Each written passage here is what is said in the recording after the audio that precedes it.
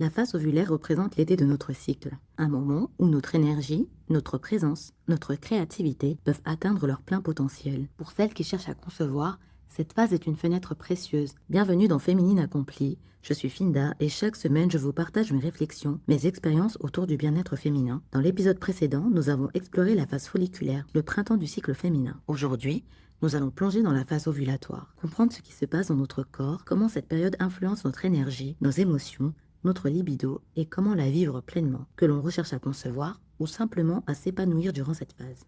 Voilà ce qui se passe dans notre corps. Un pic d'œstrogène se produit généralement au milieu du cycle, autour du 14e jour, pour celles qui ont un cycle d'environ 28 jours. Ce pic est suivi d'une montée de l'hormone lutéinisante, LH, qui déclenche la libération de l'ovule, c'est la fameuse fenêtre de fertilité, une période très courte qui ne dure que 12 à 24 heures. À ce moment-là, l'œstrogène s'associe à la testostérone, ce qui stimule naturellement la libido, la confiance en soi et le désir de connexion avec les autres. On reconnaît souvent la phase ovulatoire à quelques signes physiques, une énergie plus vive, une libido en hausse, la glaire cervicale qui désigne les pertes blanches est plus claire, plus abondante et élastique, une peau lumineuse et parfois une légère hausse de la température corporelle. Certaines femmes peuvent ressentir une douleur au niveau des ovaires. Pour vivre le plein potentiel de la phase ovulatoire, ça ne dépend pas uniquement des hormones, ça dépend aussi de l'influence de notre hygiène de vie, notre état émotionnel et notre alimentation. Par exemple, des carences en fer, en vitamine D ou en oméga 3, un manque de sommeil ou un stress chronique peuvent perturber la qualité de l'ovulation et déséquilibrer le système hormonal. Mais la fertilité n'est pas une course, c'est un processus profondément intime qui demande patience et douceur envers soi-même. Beaucoup de femmes témoignent d'ailleurs que c'est souvent en lâchant prise, en cessant de tout contrôler, que la vie s'est installée naturellement. Et pour celles qui utilisent cette phase pour nourrir leur vitalité, c'est une opportunité de développer sa créativité. Profiter de cette énergie pour s'ouvrir aux autres. En effet, notre clarté mentale et notre capacité à communiquer nous permet d'avancer plus efficacement sur nos projets et de dynamiser nos relations. Le chemin vers la conception n'est pas toujours linéaire. Il peut être rempli d'espoir, mais aussi de doutes, de fatigue, parfois même de découragement. Dans ce parcours, il est essentiel de ne pas rester seul. La fertilité n'est pas uniquement une affaire biologique. C'est souvent une histoire à deux, soutenue par un cercle bienveillant et je l'espère par des accompagnants compétents. Le partenaire fait partie intégrante de ce parcours. Trouver la manière juste d'en parler ensemble, de partager les émotions, les espoirs, les questionnements, permet souvent de renforcer la relation. Ce processus devient alors une aventure commune plutôt qu'un combat individuel.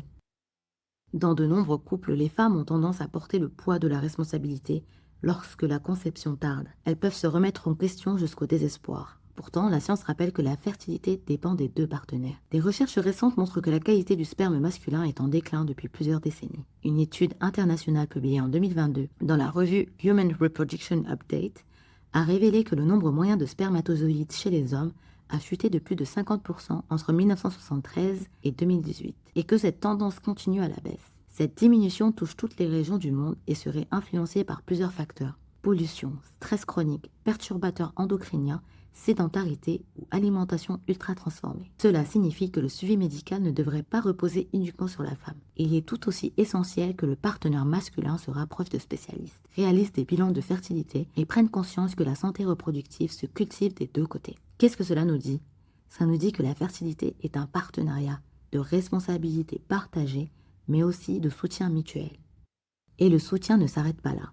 Même si notre société moderne valorise beaucoup l'indépendance, je crois profondément que s'entourer d'autres femmes qui traversent ou ont traversé la même étape peut être profondément réconfortant. Il y a une force immense dans la parole partagée, qu'il s'agisse d'expériences qui ont mené à la maternité ou non. C'est aussi pour cela que j'accorde tant d'importance à la création d'une communauté de femmes qui se soutiennent, s'écoutent et s'accompagnent à chaque étape de la vie. Certaines histoires de femmes, parfois marquées par des années d'attente, puis une réussite inattendue, nous rappellent que chaque parcours est unique et qu'il n'existe pas de retard ou d'échec, mais un rythme et un destin propre à chacune.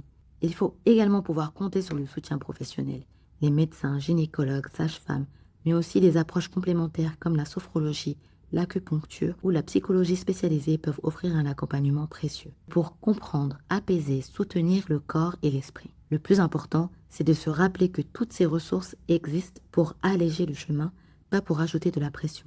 Nous, les femmes, n'avons pas à porter seules le poids de l'attente ni celui de la déception. Le soutien, qu'il soit émotionnel, médical ou spirituel, est là pour nous rappeler que ce chemin ne définit pas notre valeur, mais qu'il fait partie de la vie qu'il n'y a pas d'échec, il y a des expériences de vie qui ne définissent pas qui nous sommes aujourd'hui. Mais comment accompagner cette phase? Pour soutenir la fertilité et la santé de vos ovules, l'alimentation joue un rôle essentiel. On peut commencer par intégrer davantage d'aliments riches en antioxydants comme les baies, les légumes colorés, poivrons rouges, tomates, carottes ou encore le thé vert. Ces nutriments protègent les cellules des ovaires et soutiennent la maturation des ovules. Les aliments riches en vitamine C comme les agrumes, le kiwi ou les poivrons sont particulièrement importants. Ils favorisent la qualité des ovules et améliorent la circulation sanguine vers les organes reproducteurs.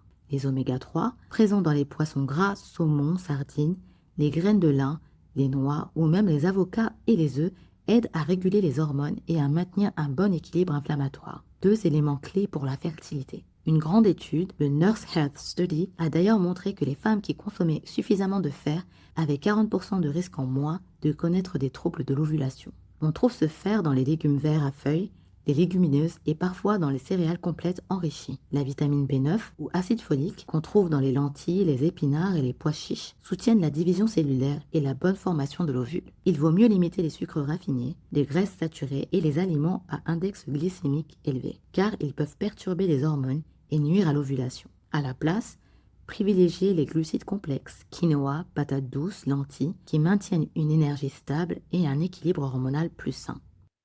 Attention au stress qui reste l'un des plus grands ennemis de l'ovulation.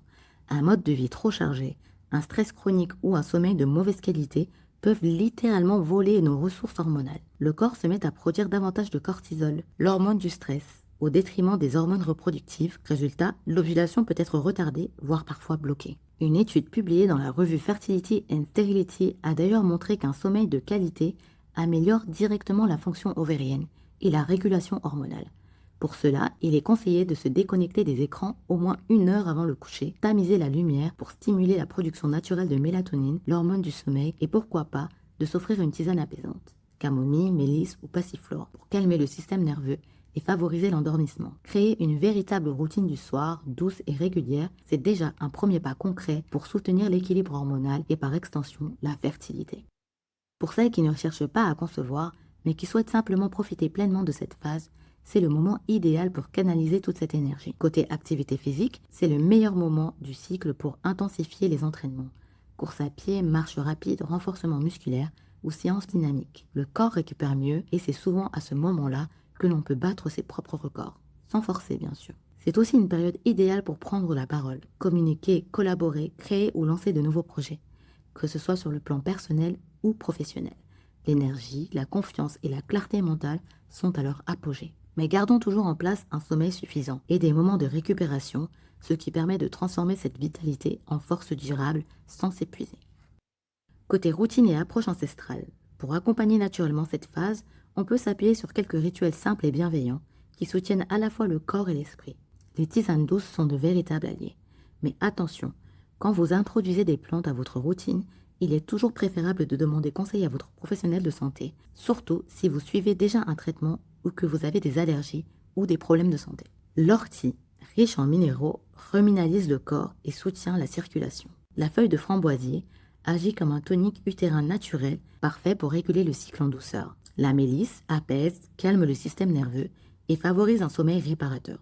Le romarin, quant à lui, stimule la circulation et soutient le foie dans son rôle de détoxification hormonale. La sauge régulatrice aide à équilibrer les œstrogènes, tandis que le trèfle rouge soutient la vitalité et la santé hormonale féminine. Certaines plantes adaptogènes comme la maca pour l'énergie et la libido ou la rhodiala pour la gestion du stress peuvent aussi renforcer l'équilibre hormonal et la vitalité.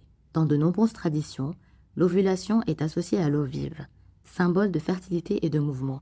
Prendre un bain relaxant peut réduire le stress et boire davantage d'eau soutient la circulation et améliore la qualité de la glaire cervicale. Pour finir, n'oubliez pas de poser votre intention en lien avec cette période d'ouverture et de création. Je crée, je m'ouvre à la vie, j'écoute mon corps. Un geste simple mais symbolique qui nous aide à rester alignés à notre intention du moment. De mon côté, pendant les quelques jours de la phase ovulatoire, je sens que mon énergie, ma créativité et ma productivité atteignent leur apogée. C'est une période où je me sens pleinement moi-même car je me sens bien physiquement et mentalement. Je me sens énergique, inspirée, confiante et rayonnante. Mon alimentation reste assez proche de celle de la phase folliculaire, colorée, vivante, riche en légumes, en bonnes graisses et en protéines légères. Je continue mes petits rituels de tisane, celles à base de plantes qui soutiennent mon énergie pendant la journée et celles du soir plus apaisantes qui m'aident à calmer mon esprit. J'ajoute aussi quelques compléments naturels pour soutenir la vitalité et équilibrer mes hormones. J'avoue que j'ai souvent tendance à profiter au maximum de cette phase. Je travaille plus, j'avance bien sur mes projets parce que je sais au fond de moi que la phase suivante sera plus exigeante sur le plan émotionnel. Et c'est justement cette transition de la phase ovulatoire à la phase lutéale que nous allons explorer ensemble la semaine prochaine. Merci d'avoir écouté ce podcast. N'hésitez pas à partager votre expérience en commentaire. Prenez soin de vous et à très bientôt dans Féminine Accomplie.